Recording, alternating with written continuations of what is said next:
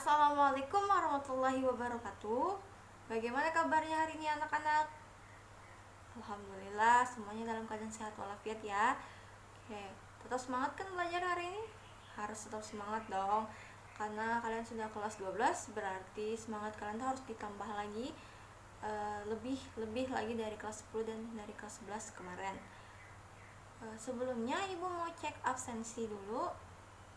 Hari ini hadir semua. Oke, baik, karena hadir semua, jadi kita langsung mulai ke pembelajaran. Tapi sebelum kita memulai ke pembelajaran hari ini, marilah kita bersama-sama mengucapkan basmalah. Bismillahirrahmanirrahim. Oke, sebelumnya siapkan buku dan alat tulisnya. Catat materi-materi yang penting dan jangan lupa perhatikan ibu dan powerpointnya ibu. Oke, kita masih di bab yang sama, yaitu di bab peluang. Setelah kemarin kalian telah belajar tentang aturan penjumlahan dan aturan perkalian, betul kan? Oke, kita hari ini melanjutkan materi itu.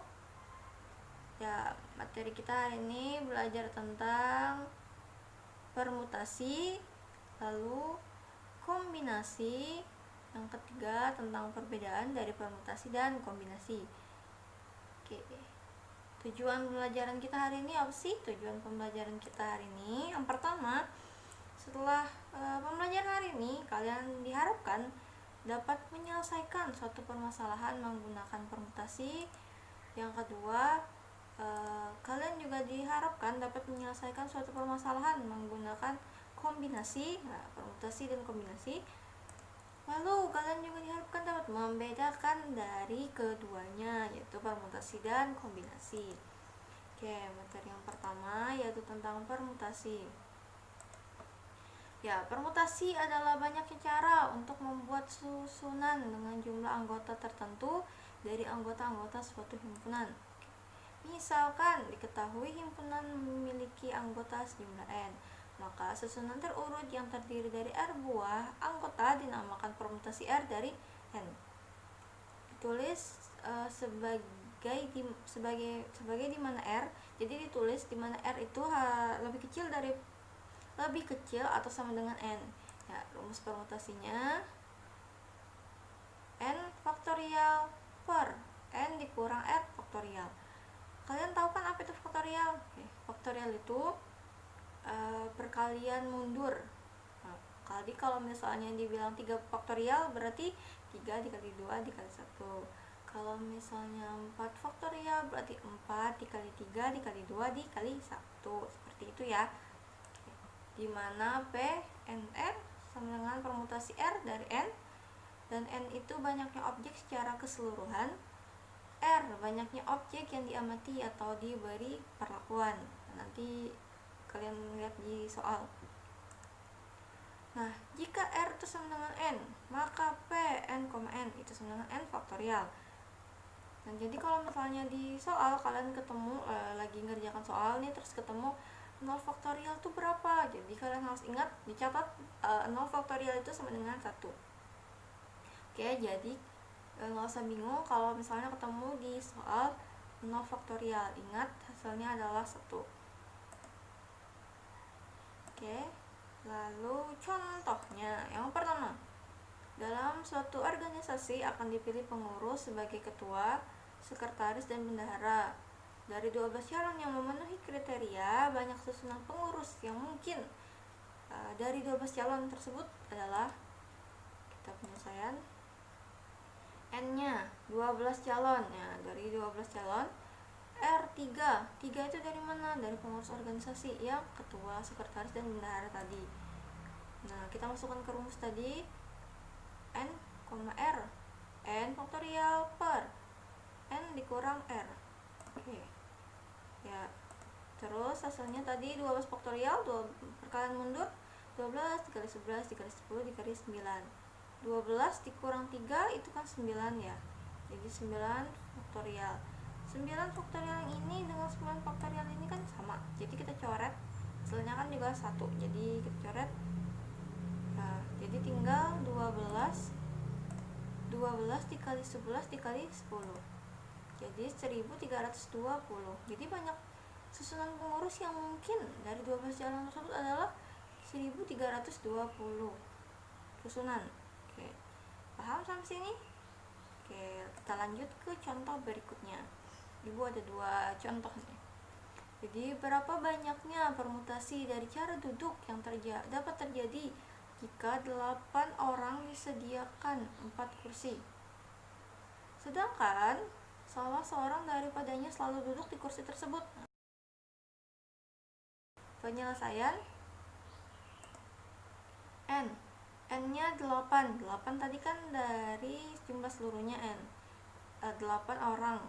Tapi katanya di soal satu orang itu selalu duduk di kursi tertentu, jadi nggak usah kita hitung dong karena dia selalu duduk di situ kan.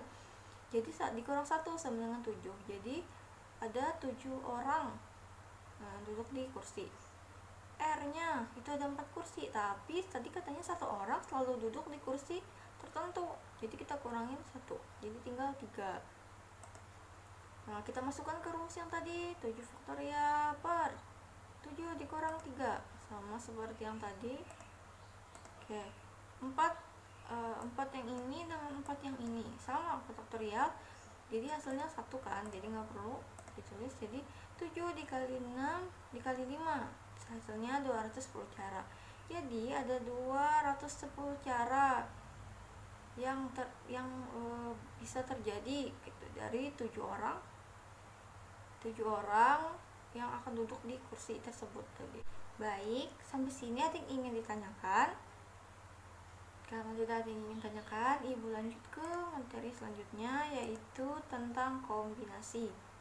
Oke, kombinasi adalah pengelompokan dari semua atau sebagian elemen dari suatu himpunan tanpa memperhatikan urutan susunan pemilihannya. Jadi bisa dikatakan kombinasi ini pemilihan itu secara acak. Kenapa? Karena tadi katanya tidak memperhatikan urutan sesuai pemilihan susunannya, tanpa memperhatikan urutan susunan pemilihannya. Maaf. Jadi bisa dibilang kombinasi itu pemilihannya itu secara acak seperti itu. Ya, misalkan diketahui himpunan memiliki anggota sejumlah N, maka pemilihan K buah anggota dinamakan kombinasi K dari N. Ditulis sebagaimana C itu kombinasi ya. N, K, di mana K itu lebih kecil atau sama dengan N. Ya, lalu rumus kombinasinya sebagai berikut. C, kombinasi N, K itu sebenarnya sama aja sih seperti permutasi, cuman bedanya dikalikan lagi dengan K. Kalau misalnya permutasi cuman N faktorial dikurang N dikurang R faktorial, kalau dikombinasi kalian itu harus mengkalikan lagi dengan K faktorial, seperti itu cara mengingat rumusnya ya. C, N, R yaitu kombinasi R dari N, maaf bukan C, R ya, C, K. Oke, maaf Ibu salah ketik. K ya, kombinasi K dari N ya. Kombinasi K dari N. N itu banyaknya objek secara keseluruhan, yang K kalau di permutasi tadi itu R, banyaknya objek yang diamati atau diberi perlakuan. Oke, biar lebih paham Ibu kasih contohnya. Ya, contoh, terdapat 10 orang yang lulus seleksi pada suatu perusahaan, namun kebutuhan tenaga kerja sebanyak 4 orang. Tentukan berapa banyak cara yang dilakukan perusahaan dalam memilih 4 orang dari 10 orang lulus seleksi. Jadi dari 10 orang yang lulus, tetapi kebutuhannya cuma 4 orang. Kira-kira berapa banyak cara yang dilakukan perusahaan dalam memilih 4 orang tersebut tadi. Penyelesaian N-nya tadi 10-nya dari 10 orang yang dinyatakan lulus dalam seleksi. K tadi kebutuhan tenaga kerjanya hanya cuma 4 orang, jadi K-nya sama dengan 4. Tinggal kalian masukkan ke rumus tadi, N 10, N dikurang 4 faktorial dikali 4 faktorial.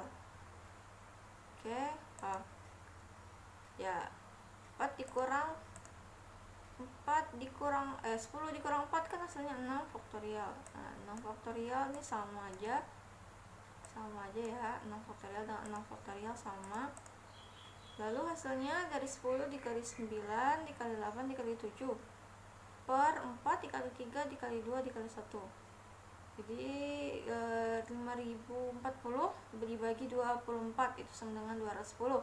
Jadi ada 210 cara yang bisa dilakukan perusahaan dalam memilih 4 orang yang lulus seleksi tadi. 4 orang dalam memilih 4 orang yang dibutuhkan dari 10 orang yang lulus seleksi tadi. Seperti itu. Sampai sini ada yang ingin ditanyakan?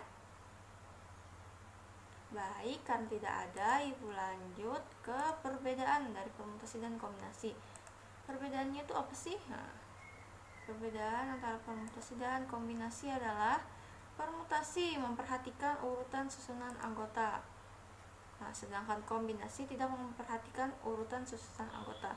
Jadi kalau misalnya kalian menemukan di soal nanti dia harus terurut nih, gitu kan. Misalnya kayak ketua, sekretaris, bendahara, itu kan mereka harus terurut kan dari 3 itu gitu. Jadi cara mengerjakannya adalah dengan menggunakan permutasi seperti yang contoh yang tadi gitu. Sedangkan kombinasi tidak memperhatikan urutan susunan anggota, jadi acak. Nah, jadi acak. Kalau misalnya di soal biasanya dikasih tahu gitu bagaimana cara pemilihan secara acak. Nah, itu seperti yang contoh soal barusan gitu. Yang tadi itu kan dari 10 dipilih cuma 4, tapi kan tidak ada diberitahu di soal bahwa urutannya harus seperti ini. Tidak ada kan, berarti kan acak. Nah, makanya itu menggunakan permutasi seperti itu. Nah, sampai sini ada yang ingin ditanyakan? Baik, karena tidak ada, supaya lebih paham ya ibu kasih tugas ada 4 soal aja. Nanti kalian kumpulkan di Google Classroom. Nanti ibu siapkan tempatnya untuk kalian pengumpulan seperti biasa, ngumpul tugas dengan ibu ya. Tulis di kertas, ditulis di buku tulis, lalu kalian foto dan kumpulkan di Google Classroom. Oke, sampai sini ada yang ingin ditanyakan lagi mengenai tugas? Baik, karena tidak ada lagi yang ingin ditanyakan, kesimpulan pembelajaran kita pada hari ini adalah permutasi adalah banyaknya cara untuk membuat susunan dengan jumlah anggota tertentu dari anggota-anggota suatu himpunan. Rumusnya yaitu n faktorial per n dikurang r faktorial. Kombinasi adalah pengelompokan dari semua atau sebagian elemen dari suatu himpunan tanpa memperhatikan urutan susunan pemilihannya. Rumusnya n faktorial per n dikurang k faktorial dikalikan k faktorial. Perbedaan antara permutasi dan kombinasi adalah apabila permutasi itu memperhatikan urutan susunan anggotanya, sedangkan kombinasi itu tidak memperhatikan urutan susunan anggotanya. Ibu cukupkan pembelajaran kita hari ini dengan mengucapkan hamdalah. Alhamdulillahirrabbilalamin. Terima kasih atas waktu dari kalian hari ini. Semoga bermanfaat. Terima kasih. Wassalamualaikum warahmatullahi wabarakatuh.